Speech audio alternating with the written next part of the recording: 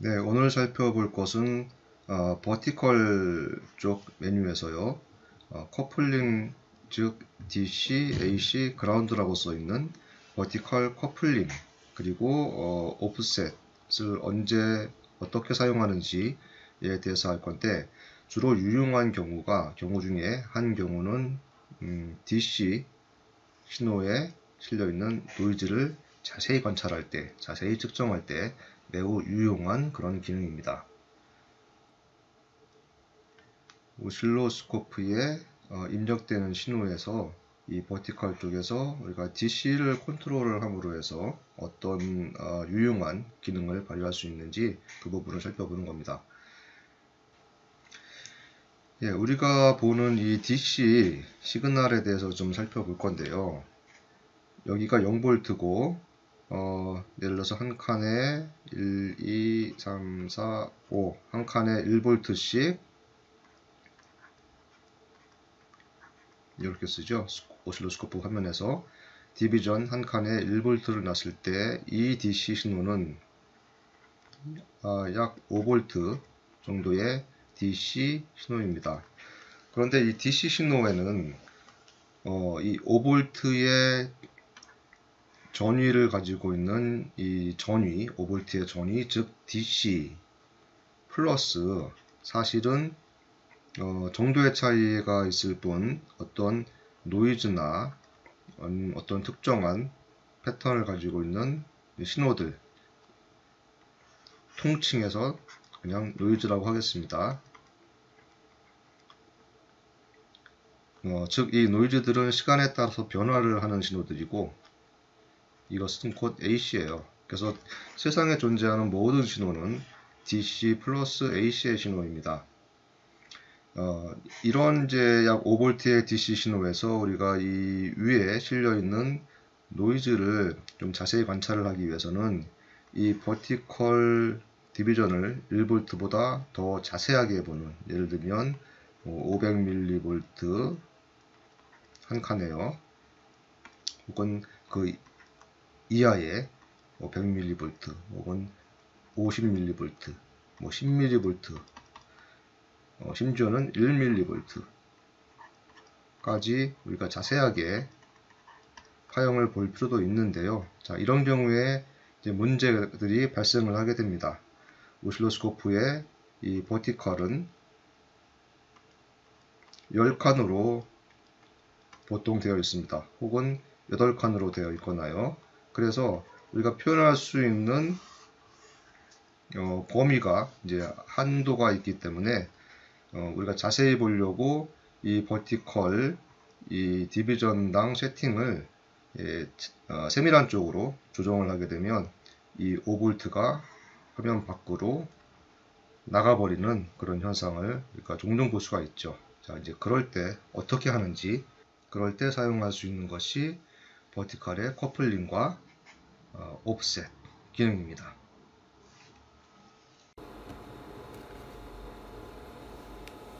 네, 버티컬의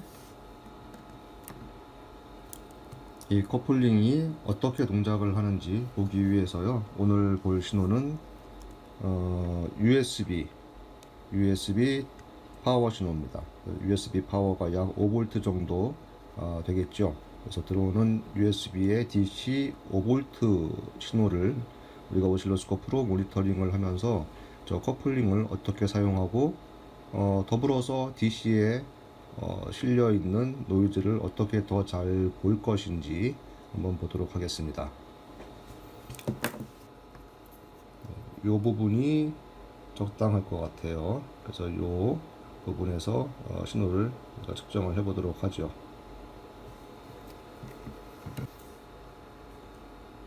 네, 먼저 기본 상태인 디폴트 상태인 DC 커플링 상태에서 어떻게 보이는지 볼게요. 약 5V 정도 DC이니까 한 칸에 1V씩 조정을 하고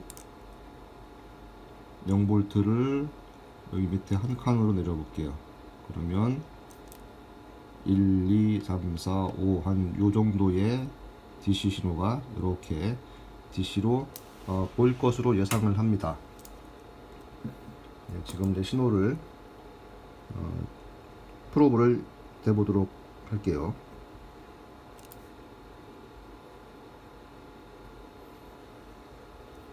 네, 예상한 대로 약 4.5V, 예, 4.5V 정도의 DC 신호가 있는데 완전한 DC는 존재하기가 어렵겠죠. 그래서 이 신호도 상당히 많은 출렁출렁거리는 이런 AC 성분, 그러니까 이 신호는 DC에 실려 있는 AC 성분, 이렇게 나눠서 우리가 신호를 얘기를 할 수가 있습니다. 네, 우리가 약 4.5V 정도의 DC라는 것은 확인을 했고 출렁출렁거리는 신호가 실려 있다는 것도 확인을 했어요. 조금 더 모양을 자세히 좀 보기 위해서 시간을 좀 길게 보니까 저 출렁출렁하는 저러한 성분은 마치 톱니처럼 이렇게 움직이고 있구나. 네, 그리고 커서로 해서 움직이는 폭을 좀 볼 수도 있겠죠. 이렇게 해서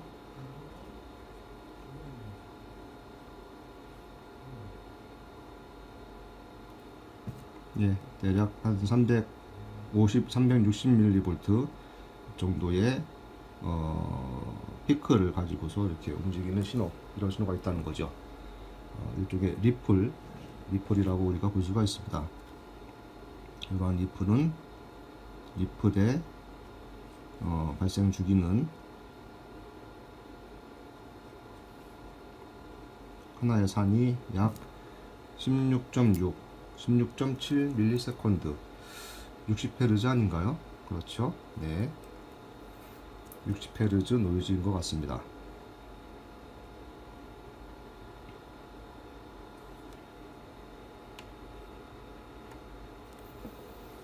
예, 이렇게 해서 DC에 실려있는 AC 성분 노이즈를 좀 봤는데, 제가 조금 더 자세하게 보고 싶어서 신호를 조금 크게 500mV 스케일로 하니까 이만치 이제 위로 신호가 나가버리는 겁니다. 앞만 그라운드를 내려도 여기는 약간 내려오지만 윗부분이 잘리고요. 더 자세히 보고자 스케일을 또 조정하면 이제는 완전히 저 위로 신호가 나가버리게 되죠. 그래서 볼 수가 없어요. 자세히는 볼 수가 없는 겁니다. 이런 경우에 우리가 AC 커플링을 사용할 수가 있다고 했죠. AC 커플링을 사용을 하면 여기서 0V에서부터 약 5V 정도 실려있는 이 DC 성분은 제거가 되고 거기에 있는 AC 성분만 스코프에서 측정이 되기 때문에 신호가 화면의 가운데로 오게 될 거예요. 그래서 미리 준비하는 차원에서요, 0V를 중간에 위치하고 AC 커플링을 눌러주면 화면의 중앙으로 이제 신호가 내려오기 때문에 조금 더 우리가 키워서 크게 해서 이 움직임을 크게 볼 수가 있죠. 이제는 우리가 트리거를 써서 이 신호를 측정을 해볼 수도 있어요.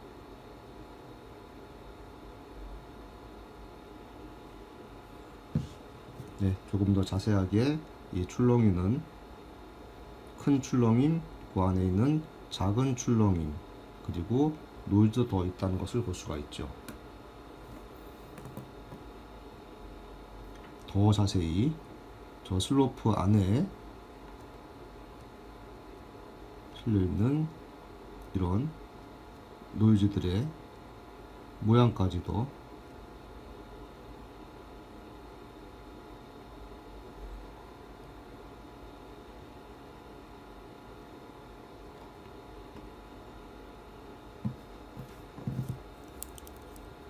하나하나의 리플에 또 실려있는 이런 스파이크성의 노이즈들도 우리가 있다는 것을 우리가 자세히 확인할 수가 있습니다.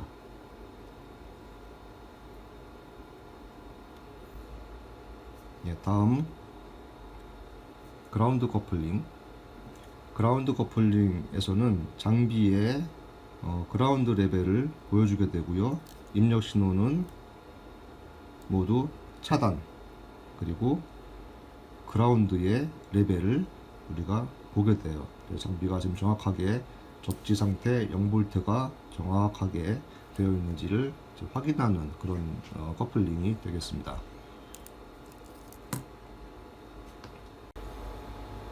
이 DC에 실려 있는 이 부분에 그러니까 AC 성분을 더 자세히 보는 방법이 하나 더 있는데요. 바로 같은 버티컬 메뉴에서 오프셋이라고 하는 기능을 이용하면요.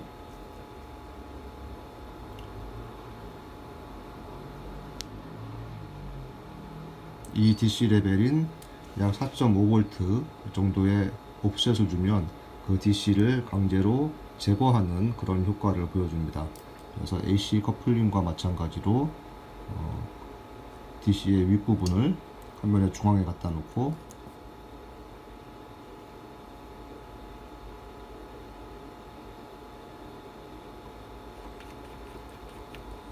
다시 그 신호에 트리거를 해서 우리가 신호를 자세하게 관찰을 다시 할 수가 있죠.